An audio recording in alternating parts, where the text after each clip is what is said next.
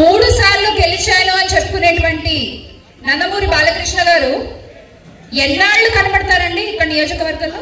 ఆ ఒక్కసారి కూడా ఏ ఓపెనింగో ఏదో ఉంటే రావడం, కాసేపు అలా మొహం చూపించి వెళ్ళిపోవడం. ఇక్కడ జరిగే సమస్యల గురించి ఆయనకి ఏం తెలుసు? ఇక్కడ జరుగుతున్న సంగతి ఆయనకి ఏం తెలుసు? దాని మీద ఆయన ఎలాంటి బాధ్యత వహిస్తారు? అసలు ప్రభుత్వ డిగ్రీ కళాశాల హిందూపూర్ ఇది బోర్డు మాత్రమే కనబడుతున్న పరిస్థితి కొన్ని సంవత్సరాలుగా. ఎమ్మెల్యేగా ఆయన ఉంటే ఎంత, లేకపోతే గత ఎన్నికల్లో చాలా గొప్పగా చెప్పుకుంటున్నారు, ఇన్ని స్థానాలు వచ్చాయి అన్ని స్థానాలు వచ్చాయని. నిజంగా వాళ్ళు గెలిచిన గెలుపు ఎలాంటి గెలుపో హిందూపూర్ నియోజకవర్గమే ప్రజలందరికీ తెలియజేసిందండి. ఒక్క బూతులో ఒక్క ఓటు కనీని ఎరిగామండి ఎప్పుడైనా ఇది? దీన్ని బట్టి అర్థమవుతోంది వాళ్ళు గెలిచిన గెలుపు ఎలాంటి గెలుపో. మీ నియోజకవర్గమే ప్రూవ్ చేసింది వాళ్ళు గెలిచిన గెలుపు ఇది అని రాష్ట్ర ప్రజలందరికీ కూడా. దాన్ని దృష్టిలో పెట్టుకుని ఇది ప్రజలిచ్చిన తీర్పు కాదు, ఈవీఎంల వల్ల గెలిచిన గెలుపు అని ప్రజలందరికీ కూడా మళ్ళీ మనం గుర్తు చేయాల్సిన పరిస్థితి. బాగా డాబర్ మ్యాన్ కన్నా బాగా రాట్ పిక్ బుల్ అని ఉంటుంది కుక్క తెలుసా, దానికన్నా బాగానే మరుగుతుంది, అందుకని చెప్పి ఇచ్చినారు. నో వరీస్, బాగానే మరుగుతుంది.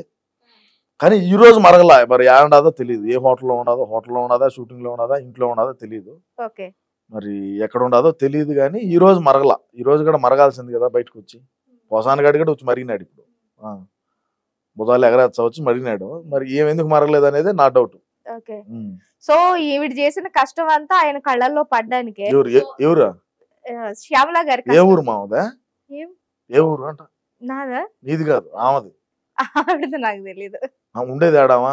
హైదరాబాద్. ఉండేది హైదరాబాద్ లో. ఆ రాష్ట్రంలో జరిగేటి ఏం బొక్క తెలుస్తుంది అనుకో, లేదంటే ఏమన్నా ఏం షాడో ఏమన్నా ఆంధ్రాలో పెట్టొచ్చిందా? వాళ్ళు చూసి ఆడ షాడో చూసి చెప్తా ఉంటే ఇంక తెలిసేదానికి. ఒక్కరు కూడా రాష్ట్రంలో ఏ విధంగా జరుగుతుంది, రాష్ట్రంలో పాలన ఏ విధంగా ఉన్నది, రాష్ట్రంలో ప్రజలు ఏ విధంగా ఉన్నారని చూసిన పాపాను బారు. గొట్టాలు ఎత్తుకోవచ్చు, మైకులు ఎత్తుకోవచ్చు, ముందు పక్క పెడితే ఓమని గెజ్జలు ఎగురుతా మాట్లాడతారు. అంతకు మించి తప్ప ఏముండదు. ఈ యాంకర్ శ్యామల కన్నా ఆంధ్ర రాష్ట్రంలోకి రాకంటా ఉంటే 2 సీట్లన్నా వచ్చు మాకు. వంగాగీత గెలుచాదు అని వంగాగీత నాకు ఇచ్చింది నేల. ఉండే టెంకాయ చెట్లు అవన్నీ అమ్ముకొని ఇక్కడ డబ్బులు పంచింది పిఠాపురంలో. ఎవరు? వంగాగీత. ఈరోజు వంగాగీతకి ఛార్జీలకి డబ్బులు లేవు. ఎవడు మా అన్న రూపాయి ఇచ్చాడా? శ్రీవారి ఉండిలో వేసింది, మళ్ళీ వెనక్కి తీసుకుంటావు నువ్వు. మా అన్నది కూడా అంతే పరిస్థితి. వన్స్ ఇయటమే కానీ ఆయన ఎక్కడి నుంచి తిరిగి ఇయటమే ఉండదు. ఆ యాంకర్ శ్యామలకి ఏదో ఫ్లాట్ ఒకటి ఇచ్చినారు, ఏదో ఒక మంచి విల్లా ఒకటి ఇచ్చినారు. వాళ్ళ మొగుడిది ఏదో ల్యాండ్ సెటిల్మెంట్, ఇంకోటి ఏదో డబ్బులది ఏదో సెటిల్మెంట్ ఉంటే ఏదో క్లియర్ చేశారని చెప్పి నీ ఇష్టానుసారంగా నువ్వు మాట్లాడుతూ ఉంటే ఎవడేడ చేతులు కట్టుకొని ఎవరు కూర్చోరు. ప్రజాస్వామ్యంలో ఉన్నావు అనేది ఎవరు గుర్తుపెట్టుకొని మాట్లాడాలా. ఆ యాంకర్ శ్యామలకి ఏదో ఫ్లాట్ ఒకటి ఇచ్చినారు, ఏదో ఒక మంచి విల్లా ఒకటి ఇచ్చినారు. వాళ్ళ మొగుడిది ఏదో ల్యాండ్ సెటిల్మెంట్, ఇంకోటి ఏదో డబ్బులది ఏదో సెటిల్మెంట్ ఉంటే ఏదో క్లియర్ చేశారని చెప్పి నీ ఇష్టానుసారంగా నువ్వు మాట్లాడుతూ ఉంటే ఎవడేడ చేతులు కట్టుకొని ఎవరు కూర్చోరు. ప్రజాస్వామ్యంలో ఉన్నావు అనేది ఎవరు గుర్తుపెట్టుకొని మాట్లాడాలా. ఇప్పుడు శ్యామల గారు పాలిటిక్స్ గురించి మాట్లాడారు.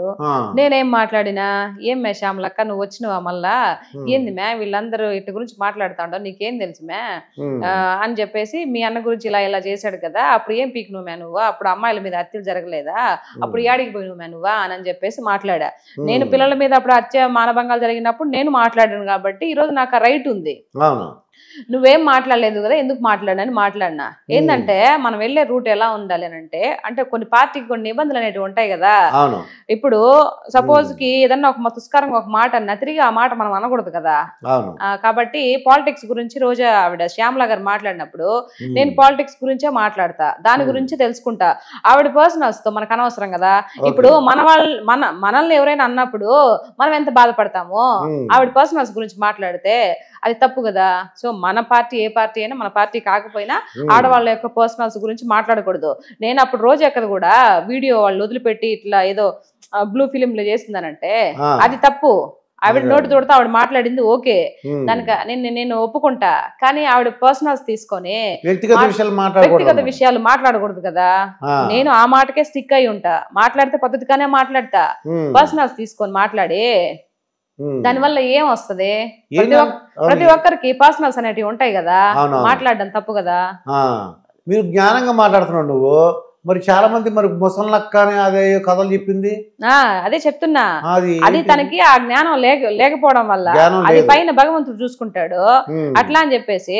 ఇప్పుడు బాబు గారు ఉన్నారు, నేను పాలిటిక్స్ లో రావడమే బాబు గారిని చూసి వచ్చా. ఆయన యొక్క ఉన్నతమైన జ్ఞానానికి, ఆయన యొక్క ఇది లాంగ్ విజన్ కి నేను చూసి నేర్చుకుని వచ్చాను అనమాట పాలిటిక్స్ లోకి. అంటే నాయకుడు అంటే ఇట్లా ఉండాలి అని చెప్పేసి. అలాంటప్పుడు ఎప్పుడైనా బాబు గారు నోటించా నువ్వు ఆడ పడుకున్నావు ఈడు పడుకున్నావు ఆడదొర్లు అని ఎప్పుడైనా అన్నాడా? లేదు. కింద ఏమన్నా పార్టీ నాయకులు ఏమన్నా అని ఉంటారే కానీ బాబు గారు అన్నారా? అది కదా హుందాతనమా. పవన్ కళ్యాణ్ గారిని మూడు పెళ్లి అంటున్నా కూడా పవన్ కళ్యాణ్ గారు ఎప్పుడైనా క్రాస్ చేసినాడా? లేదు కదా. సో ఏం మాకు తెలియకనా, మాకు మాటలు రాకనా? ఒక్కసారి తెంపుకొని వచ్చాము అని అంటే అంతకన్నా పెద్ద పెద్ద మాటలే మాట్లాడగలుగుతాం. ఎదుటి వాళ్ళకి బూతులు రావు, ఎక్కడ పడుకునేది ఎక్కడ చేసేది తెలియదు అనుకుంటే అమాయకత్వం మూర్ఖత్వం కదా. సో ఇప్పుడు పబ్లిక్ డొమైన్ లోకి వచ్చి మాట్లాడుతున్నప్పుడు మైండ్ ని 4 నోట్లో 4 కూడా కంట్రోల్లో పెట్టుకోవాలి కదా. ఏది పడుతుంది మాట్లాడితే పర్సనల్స్ అన్ని ఉంటాయి. రేపేదైనా నీకు జరిగినప్పుడు దాన్ని కూడా తీసి ఇది చేస్తారు కదా. సో ఏదైనప్పటికీ ఆడవాళ్ళు కానీ మగవాళ్ళు కానీ వాళ్ళ పర్సనల్స్ వాళ్ళకు ఉంటాయి. అవి కాకుండా రాజకీయం ఏదైతే మాట్లాడారో అది కదా మాట్లాడాలి. అంటే ఏ విషయం బయటకు వచ్చి మైకులో మాట్లాడుతున్నది భయపట్టలేదు ఏంటి? అదే ఆశ్చర్యంగా ఉంది నాకు. ఎవరు? ఈ శ్యామలక్క భయపట్టలేదు. భయం ఎందుకు పడుతుందండి? అంటే వీళ్ళు మంచోళ్ళు కాబట్టి. టీడీపీ వాళ్ళు మంచోళ్ళు కదా, ఈ కూటమి ప్రభుత్వం మంచి ప్రభుత్వం కదా. వీళ్ళు ఎన్నన్నా కూడా మనల్ని ఏమనర్లే అట్లా అని చెప్పి లిమిట్స్ కూడా క్రాస్ చేస్తే కొన్నిసార్లు ఇదే చేస్తారు కదా. శిశుపాలుడు వాళ్ళే కృష్ణుడు 100 తప్పులకు ఇచ్చాడు, 101 తప్పు చేస్తే తల కంటించాడు విష్ణు చక్రంతో. ఎవరు బతుకులైనా అంతే. అట్లా నేను ఏది చేసినా పాపం వీళ్ళు మంచోళ్ళు కాబట్టి ఏమనరు అనుకుంటే ఎట్లా చెప్పండి? చంద్రబాబు నాయుడు గురించి సీత నీ గురించి తెలుసుకున్నాను అంటే నువ్వు చెప్పాలందే. ఈ చంద్రబాబు నాయుడికి 75 ఏళ్ళు పెద్ద ఆయన అని అనుకున్నావు. చూస్తుంటే వర్క్ చూస్తుంటే నీకు ఏమనిపిస్తుంది? కలెక్టర్ మీటింగ్ పెడుతున్నారు, పోలవరం అంటున్నారు, అమరావతి అంటున్నారు. ఎన్ని చూస్తుంటే మీకు ఏమనిపిస్తుంది? అసలు ఆయన 16 ఏళ్ల నవబాలులాగా పనిచేస్తున్నట్టు కనిపిస్తా ఉంటలే మీక? నాకైతే అదే కనపడతా ఉంది. ప్లస్ ఇది వీళ్ళంతా కలెక్టర్ అంతా పిలిచి 2వ సదస్సు పెట్టారు. మనం చూసినా నేను ఎంత హుందాతనంగా మాట్లాడుతా ఉండరు. ఎక్కడ రోడ్లు వేయించాలా, ఎక్కడ ఇది ఉంది, సో మిగతా వాటికి ఇబ్బందులు కడగకుండా నీట్ గా వేయండి ఇలా చెప్తా ఉంటే ఇంతకు ముందు గత ప్రభుత్వం ఎప్పుడైనా విన్నారు మీరా? చూసినారా? నేను ఎప్పుడు చూడలేదు. మా తారేపల్లిలో ఎప్పుడైనా మాట్లాడుతూ అంటే రికార్డెడ్ వీడియో వచ్చేది, అది నేను చూసేవాడిని. ఓకే, జగనన్న మాట్లాడినప్పుడు నాకు ఓటు వచ్చింది ఎప్పుడంటే ఐ థింక్ ఫస్ట్ ఓటేసింది బాబు గారికి అనుకుంటా. 18 ఏళ్ళకి ఓటు వచ్చింది నాకు. పెళ్ళైన తర్వాత ఓటు వచ్చింది అది అత్తారింటికి పోయినాక. అప్పుడు బాబు గారికి ఓటేసిన నేను ఫస్ట్. అప్పటి నుంచి నేను అసలు న్యూస్ వచ్చినా కూడా అట్లా వింటా ఉండేదాన్ని. సో రాజకీయ నాయకుడు అంటే అట్లా కదా ఉండాలా. మా పవన్ కళ్యాణ్ గారికి ఆవేశం వచ్చినా కొంచెం ఊగిపోతాడు గానే, మా చంద్రన్న ఎక్కడైనా బ్యాలెన్స్ తప్పుతాడా? చూడు అసలు ఎంత ఉందాతనంగా రాజకీయం చేస్తారో.